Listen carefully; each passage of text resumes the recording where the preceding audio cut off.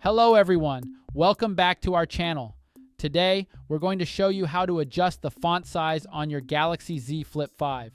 This is a simple yet important feature that can greatly enhance your user experience. So let's begin.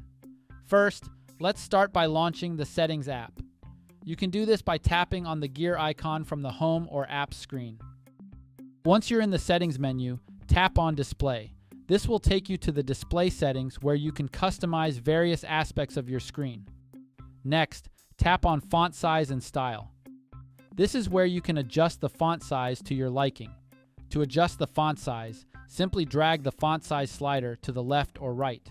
Dragging the slider to the left makes the font size smaller, while dragging it to the right makes it larger. Adjust it until you find the size that's most comfortable for you. And that's it! That's how you adjust the font size on your Galaxy Z Flip 5. Remember, adjusting the font size can make a big difference in readability and can help reduce eye strain. So, don't hesitate to customize it to your liking. Thanks for watching, and stay tuned for more helpful tips and tricks.